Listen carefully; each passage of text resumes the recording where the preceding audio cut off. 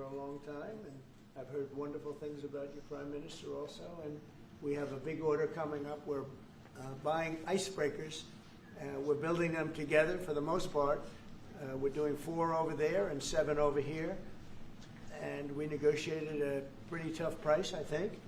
But I assume you're going to do very well. But what you're doing is you're going to be teaching us about the icebreaker business very, very strong. We only have one icebreaker in all of that millions and millions of acres. We only have one icebreaker, and other countries have more than we do. And we're buying the finest icebreakers in the world, and Finland's known for making them. They sort of have almost a monopoly on icebreakers, if you think about it. Nobody makes them like Finland. I've heard that for a long time. So we're going to have a total of 11, and it's been really an honor working on it. It was very important.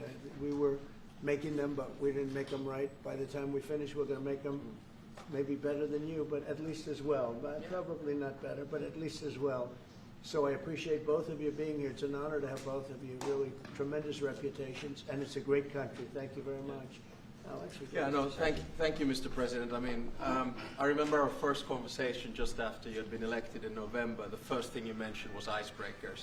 We need them, and then we've been working on this issue ever since. And we're happy to announce that we're basically building 11 icebreakers together, 4 of them in Finland, in joint endeavors, and then 7 of them here.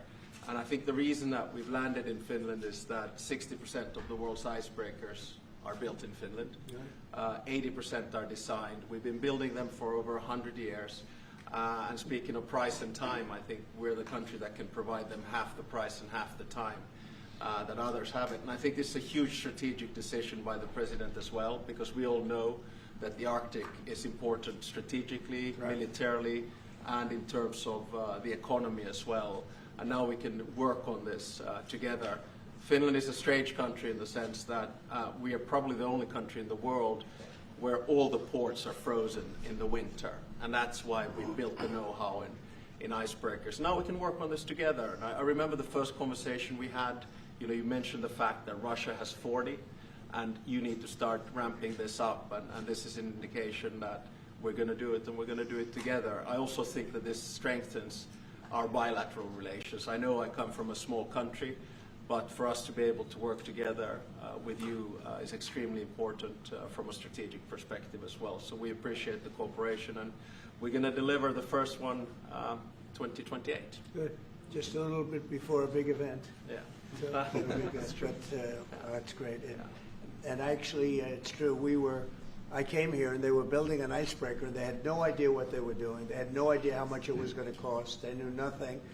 And we have our Secretary of the Navy right over here. We're working on a lot more than icebreakers. We're working on some very, very big and important ships. But they had no idea what they were doing. And I was with you, and I ended up meeting you and knowing you. And I heard about Finland and their icebreakers. And I said, do me a favor. Would you have your people take a look at what these people are doing? And it came out that just as I thought, they had no idea what they were doing. And we got involved, and we ended up. We need these ships very badly because we have a lot of territory, more than anybody. And so I'm very honored to have this deal. And thank you very much. It's going to be great. It's going to be a great partnership, and it's a great honor to have you, Mr. Prime Minister. Would you like to say something, please? First, Mr. President, thank you very much. It's a great honor to be here today.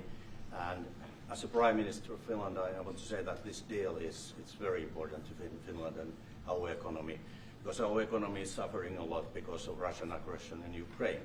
And this deal, it means investments, it means jobs, and jobs means hope. And that's why this is so important. And I want to thank your leadership on this deal and this issue. Thank you. So you've been affected very badly by the war going on, the ridiculous war going on, right? Yes, because we have to close the border with Russia. We have 1,300 kilometers common border with them, and affects the atmosphere in Finland, in investments, and that's why we need good news. Our people need hope. Right. So your border is closed. Yes, closed. And that's because you have so many Russians trying to get in? Yes, they started to push illegal migrants to our border. That's why we were forced to close it. And people also that don't want to go into the military, I guess, trying to come through. Right? Yeah, some of them are escaping. Fortunately, on our side, we don't have that problem. In Finland, No, you have a great military. we have compulsory military service, and as I always say, we have 900,000 men and women who've done it, including myself and the Prime Minister. We have 200. And you've been fighting Russia for a long time. So how many years have you been indirectly fighting Russia? Well, put it From this that. way, we have managed our relationship since the 1300s with about 30 skirmishes, but it's been very peaceful at our border after World War II. 1300s. Yeah, but it's been peaceful at our border since the Winter War and the War of Continuation. But, I mean, a lot of it is because we actually have a very large military. It's the biggest in Europe together with Turkey, Ukraine and Poland.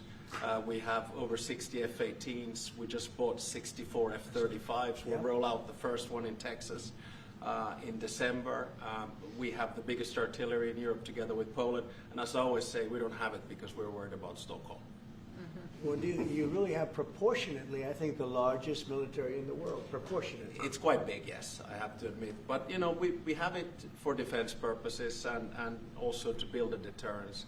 And it's worked, and I think that's one of the reasons that our relationship is so good as well. We have the Defense Cooperation Agreement with you. Right. We're new allies in NATO. Our defense expenditure is going north of 3%. We work very closely with you and the rest of our allies. And, you know, when you push the ceiling of defense expenditure in NATO to 5%, you can imagine that a country like Finland was quite pleased with that, because that means that all of the allies have to bring up their defense expenditure, and you basically increased our security just with that decision in The Hague. And I have to admit that having been to my first NATO summit in the summer of 2024, if someone would have told me that you will move from 2% to 5% after Trump enters, I would have said, go see a doctor. But, you know, Well, you you did had to do Yeah, it, and yeah. you were great about it. Spain has not been. Spain is the one that didn't do it. And so I think you people are going to have to start speaking to Spain. The only one that didn't do it, the only NATO country that didn't do it is Spain. And you'll figure what that's all about, right? Yeah, I mean, we'll work, and I think with the leadership also, Mark Rutte, Yeah, the he's Secretary great. General of NATO. I think, you know, there are a lot of commitments that have to take place, and this, of course, is going to also increase industrial defense exchanges. I think we buy 4 times more military material here from the U.S., and I think it's an essential part of our whole military setup in Europe. And it's good to be working on this together. But there's one thing that I wanted to mention also. I want to congratulate you for what we have seen in the past 24 hours in Gaza. Thank you. I think it's a historic deal. I went through the 20 points. It's almost like the best of record. You really see all the key elements. And if someone would have said a few weeks back that you and your team are able to push us to a position where there will be a ceasefire, an exchange of prisoners, hostages, and then a pullback, I would not have believed it. But this is what diplomacy is at its best, and I think it's a potentially huge deal. So congratulations to you and your team. Peace in the Middle East. Yes, Peace in the actually. Middle East, yeah. And every country came together. Every single country came together, and people are shocked by it. But it's an amazing situation. Nobody thought it was going to happen. Thank you very much. And you've been of help too. You help always. But we are really working more closely together, having to do with Russia, Ukraine. Yeah. And I would have thought that would have been easier, because that would be number 8 for me, number 8. And I would have thought the Russia deal maybe would have been one of the easier ones. And unfortunately, last week they had over 7,000 soldiers die unnecessarily. So it's a terrible thing, but I think we'll be getting there hopefully soon. Yeah, probably we'll go, or you will be going piece by piece. There are only so many agreements that you can get done, and I think this one will be the next big one. Now, of course, this one needs to stick, and I'm sure it will, because the incentives are all there, and then we'll continue to work. The last time I was here in the Oval Office was with the other European leaders in August, and I think we did a lot of good advancement there on security arrangements. I think you pushed us Europeans hard not to buy oil and gas from Russia, which I think is a very correct decision. Europe just put down its 19th sanctions package. I think Russia is actually right now, both economically and militarily, not in a very strong place. And I think it's because of the commitments that we've made to Ukraine. So, day by day on this one. Yeah, we're going to get it worked out. Questions, please? President, question for President Stubb. You have time and again said that one should not underestimate Mr. Trump's negotiating ability. Do you personally believe that Mr. Trump deserves to win the Nobel Peace Prize tomorrow? Oh, well, I think that's probably a decision that comes from the Nobel Committee. And my take is that there are two key pieces that have to be solved in the big picture. One is in the Middle East, and we're seeing the results of that. And then the other one is between Russia and Ukraine. And once those are solved, I don't see any impediments to it. Do you plan to nominate Mr. Trump next year if he doesn't win? This year? I think probably the best nomination would be coming from Zelensky and then the King of Jordan.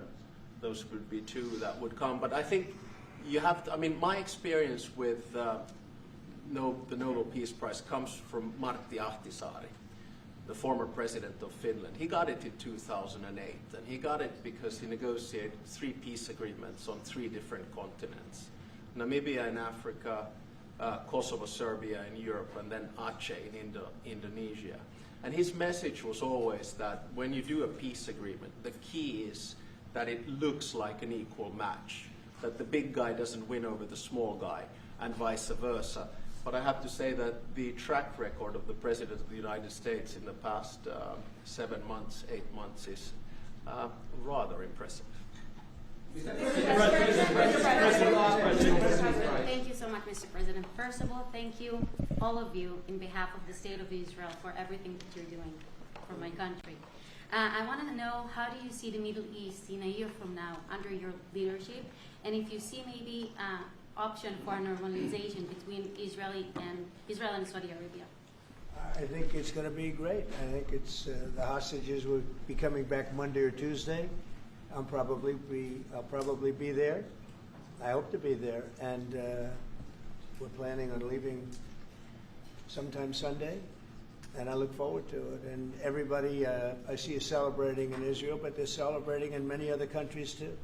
A lot of the Muslim and Arab countries, they're celebrating. Everybody's celebrating. Everybody loves the deal. So it's a great honor to have been working on it. And as you know, it's all finalized and done. We've had a lot of terrifically talented people. We've had tremendous support from UAE, Saudi Arabia. Qatar has been unbelievable. Egypt, as you know, and Jordan. Indonesia. I mean, it's... I don't want to leave anybody out. Just so many different countries. It's been incredible. Nobody's seen anything like it. So I think in a year from now, it's going to be great.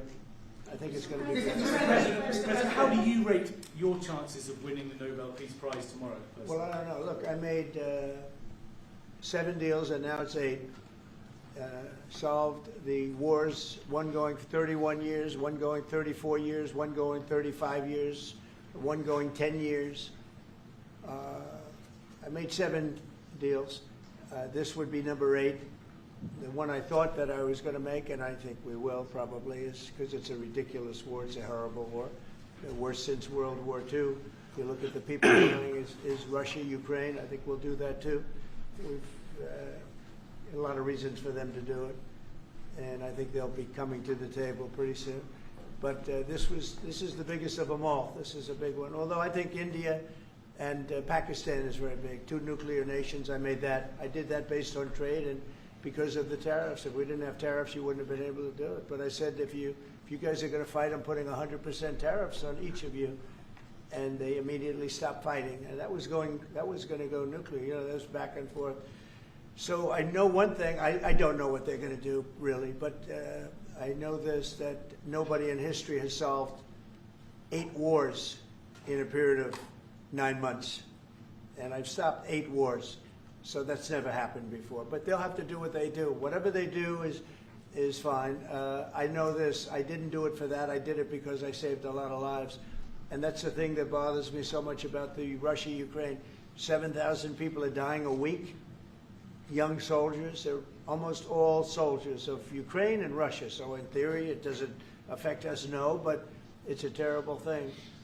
And we'll get that solved too. But nobody has ever done 8 wars. Nobody's done 8 wars in 30 years, let alone 9 months. Are you going to step up the pressure? Obama got it for way Are you less. going to step up the pressure for a Ukraine deal? Yeah, particularly on the we are stepping up the pressure. We're stepping it up together. We're all stepping it up. NATO's been great. The leader of NATO, as you know, Mark, has been fantastic, I think, and he's a fantastic guy. And they are stepping it up. And we're selling a lot of weapons to NATO, and that's going, I guess, to Ukraine for the most part. That's up to them. But they're buying weapons from the U.S. We make the greatest weapons in the world. You buy our planes and a lot of our equipment. And you have a big force, actually. You have a tremendous force of equipment. So I think we'll get that one done too, yeah. President Obama got it for way less. I want to finish, maybe. Mr. President, Mr. I'm from Finland. Mr. President, I'm from Finland. Is he okay? Yeah. Am I okay? He's all right. He's You're all from. right. You look great. Go ahead. President, you are buying icebreakers from Finland. Yeah. But what if Russia and Vladimir Putin attacks Finland? Would you defend Finland? I would. Yes, I would. They're a member of NATO. I would. They're great people, but I don't think that's going to happen. I don't think he's going to do that. I think the chances of that are very, very small. But it's very interesting because you have a very big military relative to your size. You have a very powerful military, one of the best. And but certainly we will be there to help. Thank you. Okay, please. Mr. President, thank you. We have a big border, as our president said. How would you exactly defend Finland? And yeah, thank you. Say what? How would you defend Finland? Vigorously. Can I just add on that? We're very pleased with the fact that we have so much training going on with American soldiers right now. So they're getting experience from Arctic conditions, and we're integrating our militaries together, working not only through the DCA agreement but other ways as well. We see that day to day in the work that we do, and it's working well. Okay. Yeah. Please. Yeah, thank you. Where are you from? I'm from Finland too. Only Finns here. You have a lot of. Yeah, a lot of Finns. It's No? very impressive. So, Mr. I like them better than our reporters. So, how do you see the situation in the Arctic developing? Are there going to be any mutual plans for Finland and U.S.? Well, we will. I mean, we have a lot of relationships together. I mean, mostly buying our military equipment. They buy a lot of it. They have an order, I guess, 60 planes, 64 F-35s, and many other things too. It's a big order. Big countries don't order that many planes. You know, it's 10 billion. You have a lot of aircraft, a lot of great military. We make the best military equipment.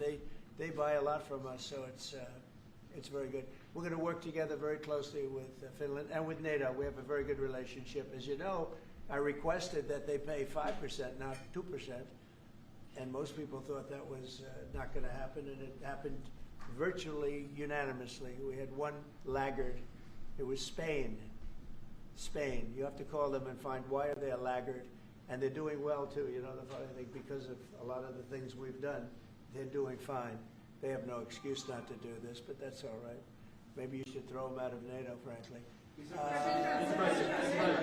Please, go ahead. What are you planning to do with Tall that? gentleman, nice tall gentleman, go ahead with a yellow shirt. Thank you, Mr. President. I wanted to change gears really quickly and ask you, you're going to Walter Reed tomorrow? What are you having done, and how are you feeling? I'm meeting with the troops, and I'm also going to do a sort of semi-annual physical, which I do, and I think I'm in great shape, but I'll let you know. But I have no difficulty thus far. Is there wood around here? I'm not going.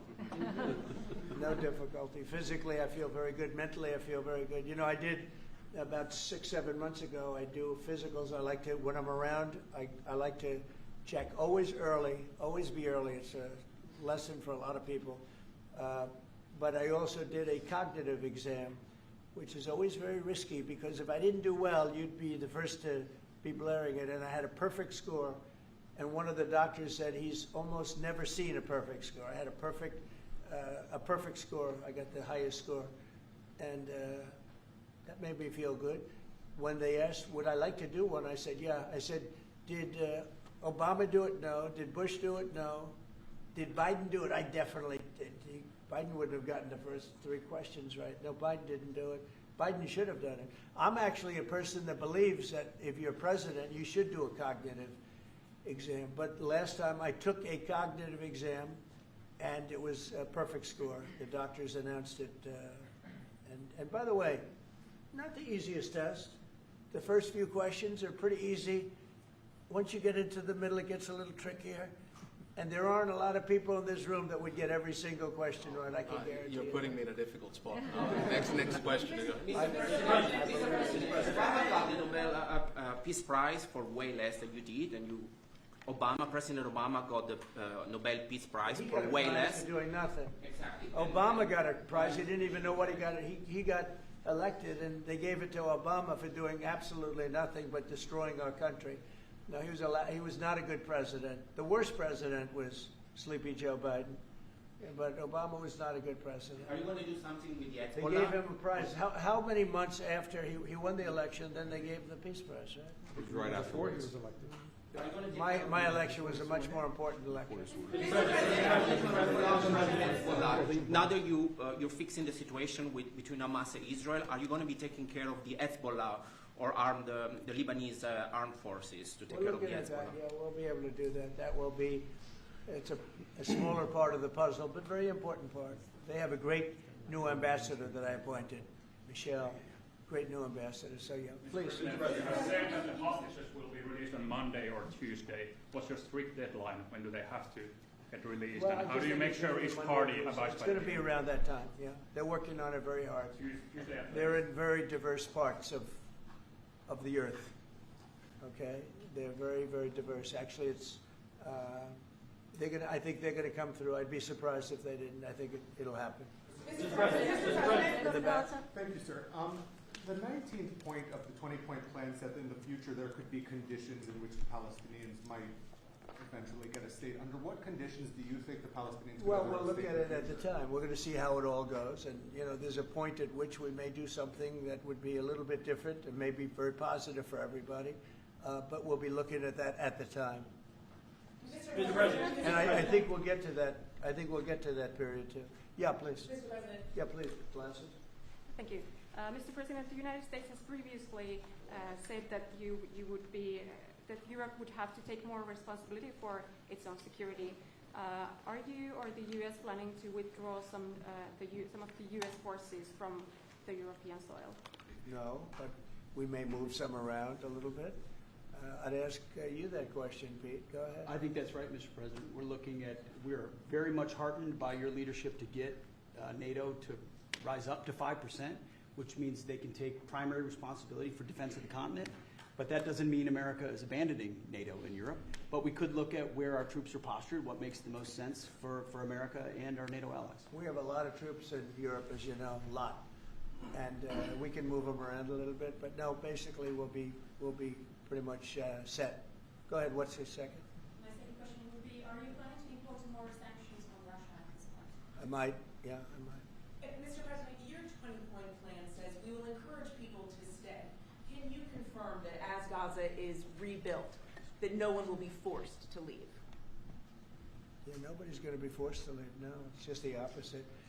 This is a great plan. This is a great peace plan. This is a plan that was supported by everybody. I mean, as I said, they're dancing in the streets of many, many countries right now. It's amazing. I've never seen anything like it.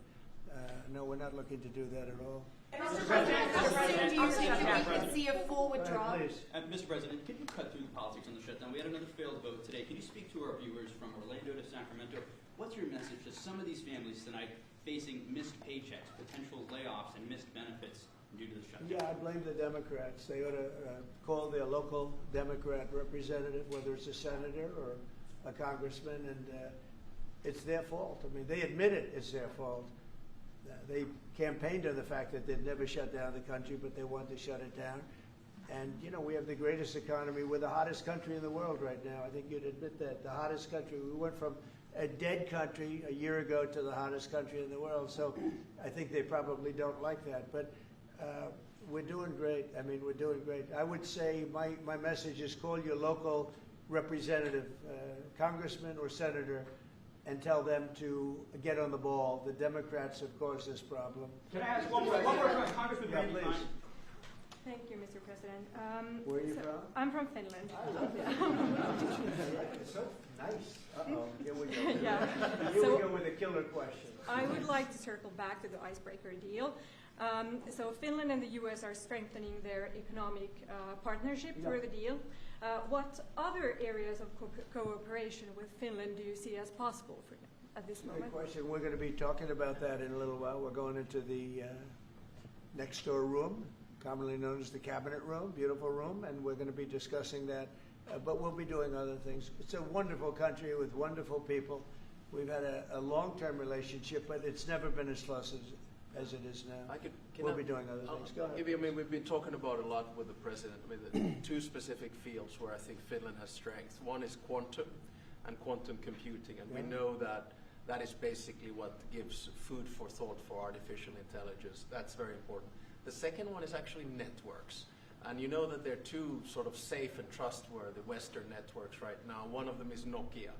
And the other one is Ericsson. And actually 70% of all broadband in the United States is Nokia. So one of the things that we could work on together is creating the 6G space through networks. And we actually, Nokia has 7,000 people working here in the United States and an American CEO. Okay, anybody else? Mr. President. What is the international stabilization force that's going to deploy to Gaza? What is that going to look like? To be determined, really I think there's going to be a large group of people determining what it will be, and a group of people funding it that are very rich countries are going to be funding it. People want to see this work. It's going to work. It's absolutely going to work. And it starts, it's already started. We've signed, as you know. Everybody's agreed. I think Monday is going to be a very big day, Monday, Tuesday, but it's going to be, depending on where you are, it's going to be a very big day. I think it's going to be a day of great celebration. I've never seen anything like it. The streets of so many countries right now, they're just roaring with love and with praise for the people that did this. And these are countries that did this. The whole world came together for this. Even Iran, and I really thank them for it. Iran came out and said this is a good thing. This is a very good thing. So it was terrific. It's been a terrific experience for me. Thank you very much, everybody. Thank you.